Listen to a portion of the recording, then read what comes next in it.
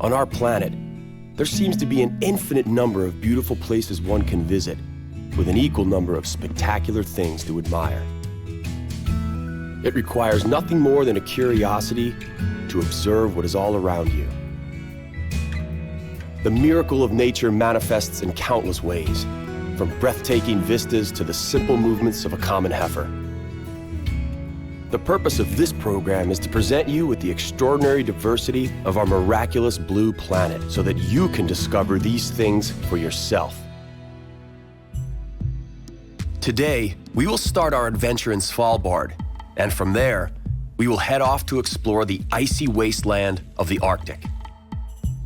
Later in the program, we will discover the splendor of Canadian nature and two of its French-speaking regions. In Quebec, 100 kilometers inland on the most southerly fjord in the Northern Hemisphere, we will watch the low tides set. In Alberta, we will seek to comprehend the sheer size of the Saskatchewan River and the majestic Rocky Mountains. But we begin with the winter wonderland that awaits us. It's off to the North Pole.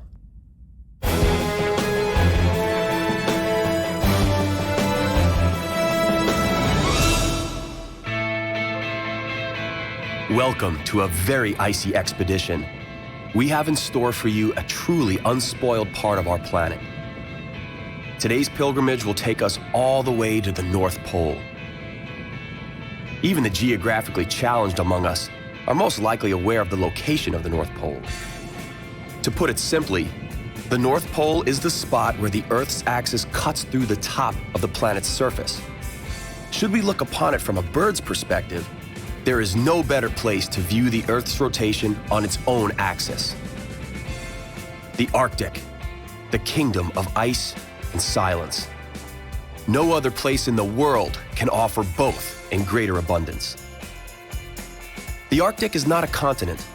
Simply put, it is a giant slab of ice in the middle of the Arctic Ocean. This massive iceberg is constantly moving.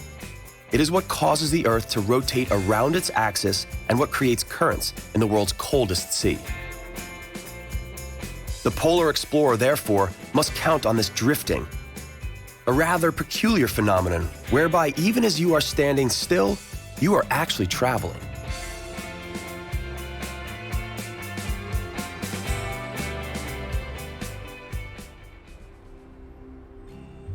Most of the adventurers who decide to take on the North Pole do so by starting off from the Norwegian islands of Svalbard. Maps devoted to the region outside the polar circle have identified all settlements where at least 2 hunters dwell. The maps even name a capital for Svalbard. Longyearbyen has some 1,200 inhabitants. This population represents the vast majority that live on all the Svalbard Islands. The town lies on the island of Spitsbergen. It was founded in 1906 by the American John Monroe Longyear, who was the representative of a coal mining company. Today, the silent and snow-covered mining yards are simply a reminder of times long since past. An altogether different sort of a silence can be found in the local church.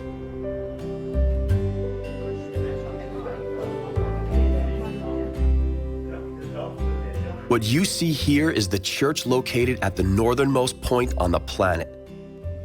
And therefore, that makes Father Canston the priest that serves his congregation at the northernmost point on the planet.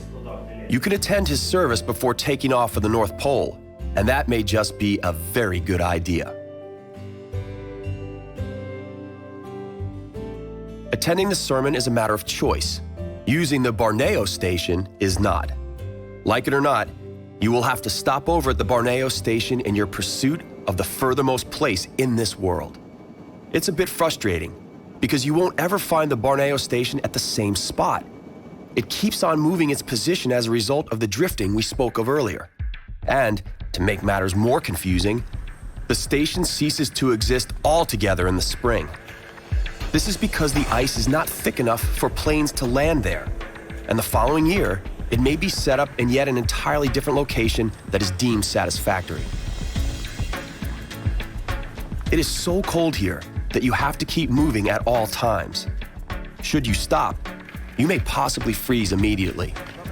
What you see here are people participating in an annual marathon. Rich and spoiled daredevils can partake in 5 9-kilometer circuits in unbelievably cold and slippery conditions. Only the good Lord knows what makes them do it. To participate in the most northern marathon in the world is not only utter madness, but it also happens to be a very costly hobby. For this marathon, you must pay the most expensive starting fee in the world.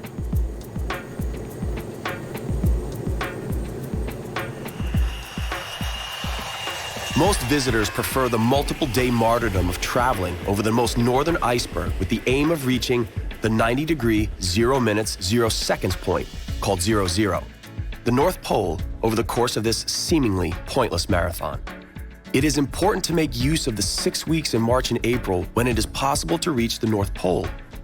It's a time when the ice has not yet begun to melt and when the 24-hour polar day forestalls the unbearable frost of the polar night from invading. Do keep in mind that we are mere spectators of nature's grandiose show. During polar summer, the sun never sets beyond the horizon above the polar circle. The sun resembles a tennis ball flying over the net.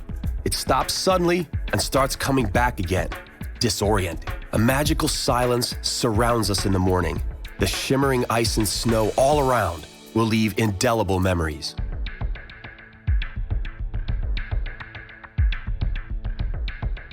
Around 200 people undergo such a pilgrimage in those 6 weeks each year. Some do it for personal satisfaction, while others are in pursuit of scientific truth. The frequent formation of ice mounds that pile several meters high create considerable obstacles as they make their trek north. The mounds are caused when the ice layers itself. As an Arctic explorer heads toward the North Pole, he does not face a straight, flat, frozen surface such as you would on an ice rink. On the contrary, the explorer must overcome endless obstacles. The ice is either breaking apart to reveal the surface of the sea, or it is colliding with other ice to form mountains of ice. It seems almost unimaginable that anyone could stand on the North Pole, but the first to do it was Sir Wally Herbert on the 6th of April, 1969. That was only 3 months before Neil Armstrong and Edwin Buzz Aldrin first set foot on the moon. Those who wish to reach exactly 90 degrees 00 first have to steel themselves with endless patience. You must reconcile that if you fell asleep at the exact position of the North Pole, when you woke up in the morning, you could find yourself completely elsewhere. That can be quite unnerving. Follow this simple example. Now you are headed north.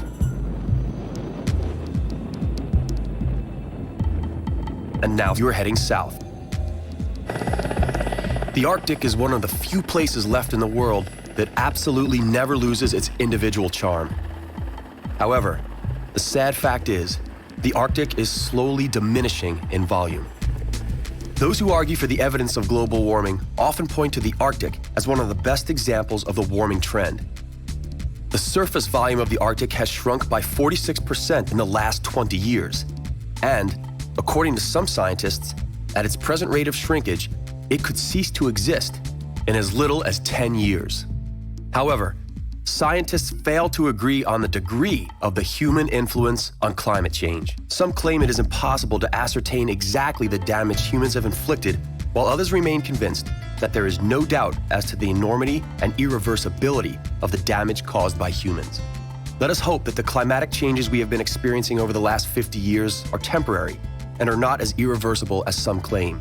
It is very important that the beauty of the Arctic is able to be admired by generations to come.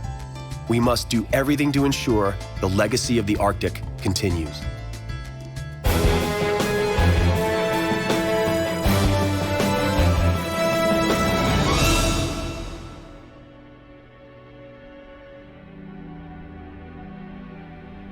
Welcome to the Badlands of Alberta, Canada. The English term Badlands is a direct translation of the Lakota Indian word Makoshicha. It marks out a territory subject to great erosion. The resulting terrain proved difficult to traverse for Indians and settlers alike. It was precisely here that the history of the Canadian province of Alberta began to unfold some 4 million years ago. It was during that time that the bottom of the sea began to rise as a result of pressure from inside the Earth. The result of that tectonic energy was the formation of the continent. The unique and peculiar sandstone rock formations locally referred to as the hoodoo provide an exact geological record that scientists from a wide variety of disciplines can rely upon. Here, one observes the individual layers of sediment deposits.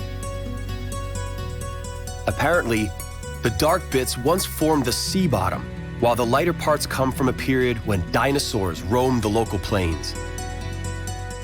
In this area, it is not uncommon for dinosaur fossils to be discovered.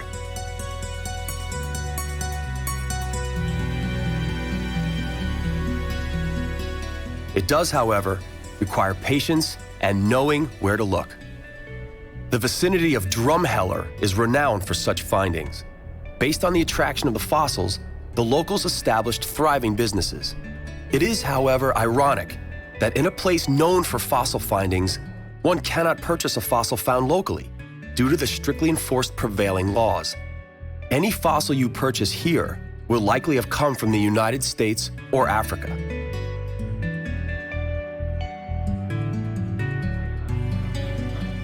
Fossils are not the only thing of interest found below the surface of this landscape.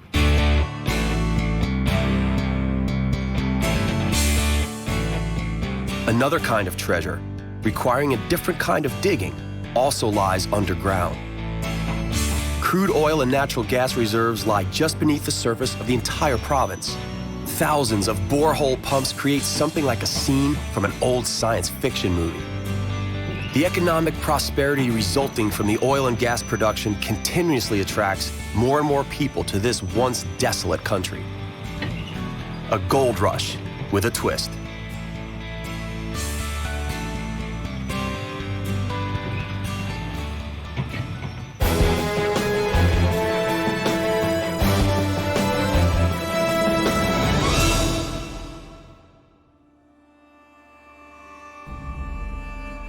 The Saskatchewan is one of the mightiest rivers in Canada.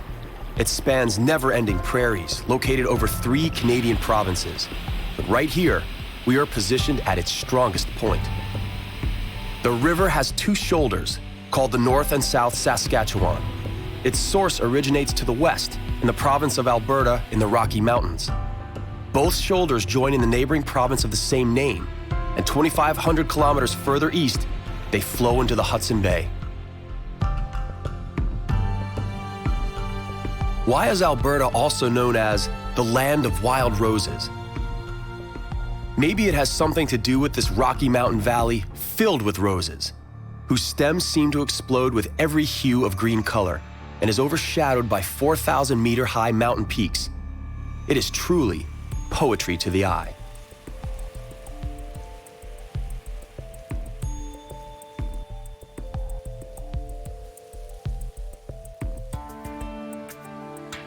Needless to say, the local wilderness is not represented by roses alone.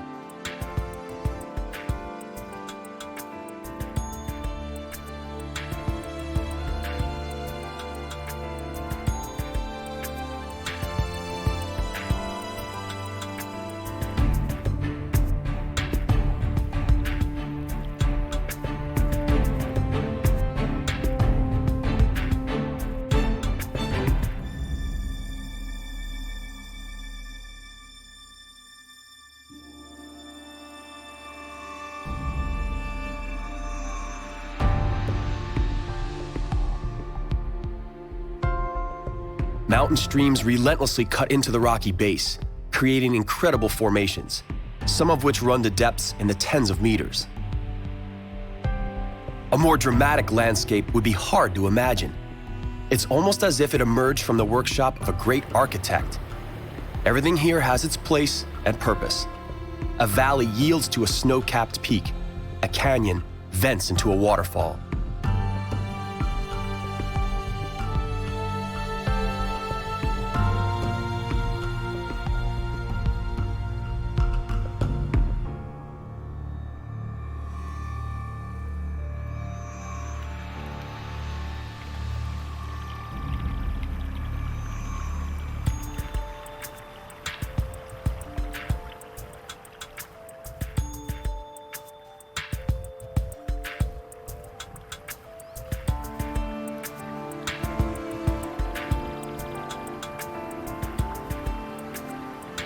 What you see right here is the Victoria Iceberg, the source of the crystal clear water that fills Lake Louise. The iceberg was named after Queen Victoria of Great Britain. Lake Louise, on the other hand, was named after Princess Louise Caroline Alberta, who was the fourth daughter of Queen Victoria.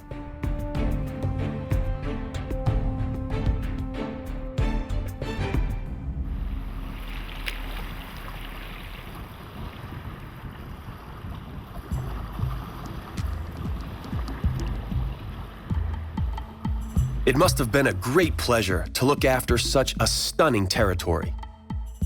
The beauty of the local surroundings inspired the Canadians to establish their very first national park here in 1885.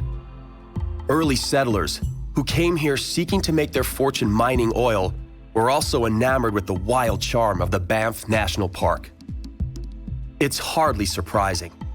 There are innumerable nooks all through these Rocky Mountains, where one can camp and reflect on the captivating and enchanting nature all around you. There's also the likelihood that you'll go days without seeing another human being.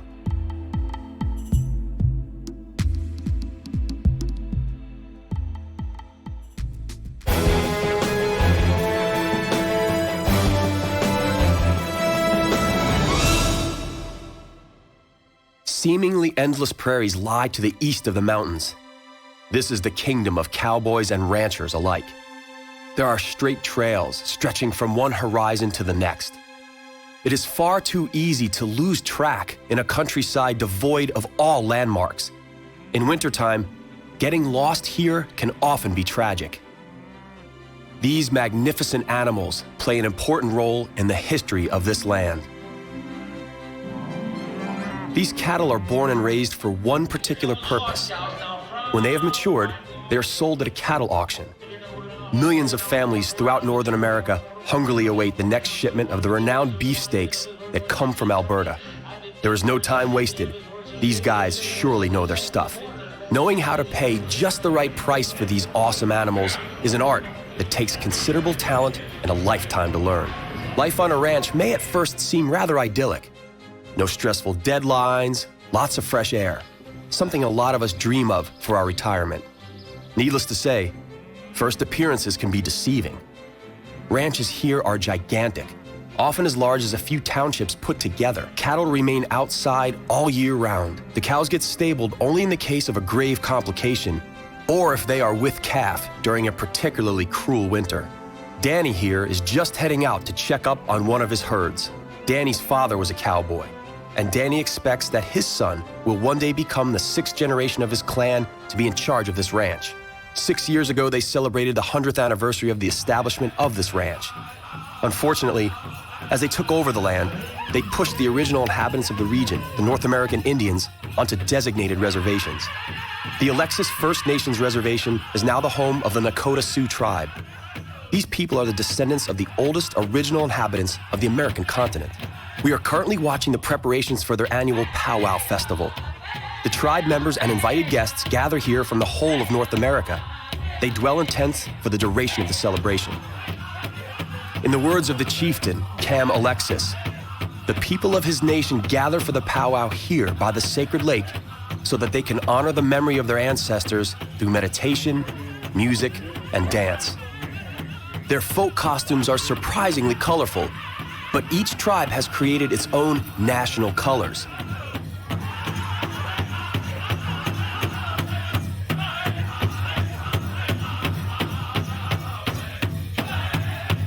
As the powwow draws to an end, the chieftains retire into the ceremonial tent where they attempt to establish contact with their ancestors. This is something we sadly, yet understandably cannot witness. For now, we remain in Canada and head off to Quebec.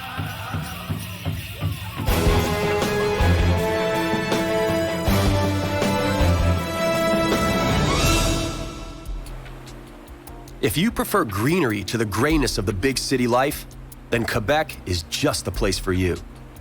The population density in this province is one of the lowest in the world. Here, Mother Nature rules. The thick, impermeable woods, the abundance of lakes, bogs, and the accompanying insect world are ever present. In fact, Here, the 21st century seems but a supposition. Villages and towns tend to be built on the riverbanks. This village has been built by the river Saguenay, which flows into the Lac Saint-Jean. The bubbling of omnipresent streams, with their irresistible crystal-clear waters, offer wonderful opportunities to enjoy relaxing holidays. Summer here does not bring much rainfall, yet somehow the rivers don't dry out. Is it magic? Not exactly, but it is rather magical at that. What you see here isn't a river, it's a fjord. Here you can witness the alternating high and low tide even though we are 100 kilometers inland. Fjord Saguenay is the southernmost fjord on the North Hemisphere. At the end of the last ice age, a glacier carved this fjord out of rock.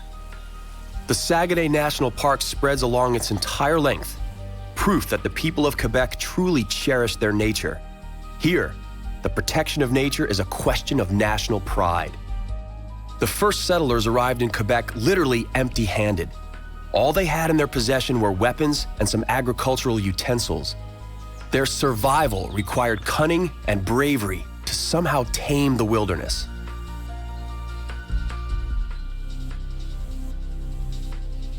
The vision of a lucrative fur trade was the greatest lure for the French. And so they sailed over what they called the Great Puddle, motivated by the empty treasury of the French king.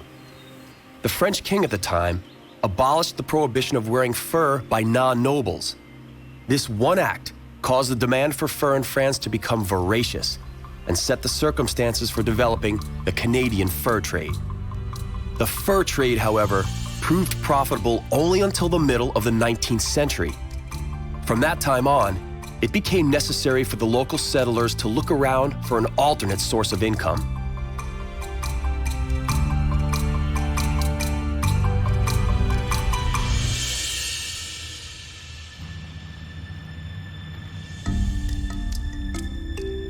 Three currents come together in the local waters. One originates from the St. Lawrence River, and another one originates from the Saguenay Fjord. The third one originates from the sea. Such a medley results in a bountiful food supply, ultimately attracting whales from far and near. The Saguenay Marine Park Saint Laurent is the only project concerned with the protection of whales. The marine park offers some of the most comprehensive studies of whale species you would find anywhere in the world. Should you wish to see whales firsthand, though, you must abandon the safe haven of dry land and take off for the great wide open sea. It is possible to sight 5 different kinds of whales here. But there is only one species of whale that remains here throughout the year, the beluga. Unfortunately, the whales are so scarce that each one is known to the researchers by its name. They are distinguished by their characteristic dorsal fins. These beautiful cetaceans are one of the most endangered species in the world. We all have a responsibility to see that they are not hunted to extinction.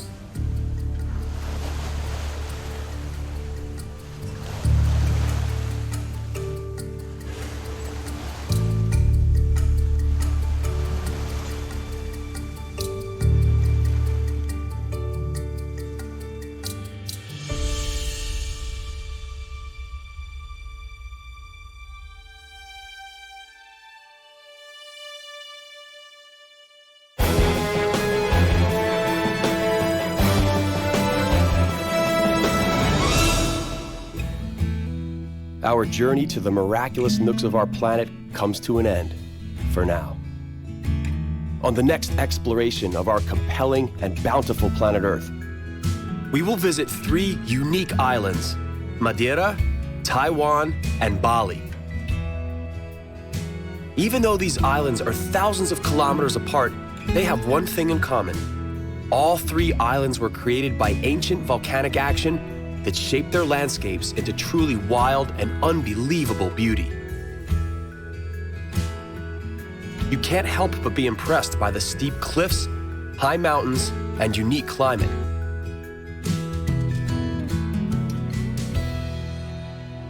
That's all right here on Miracles of Nature.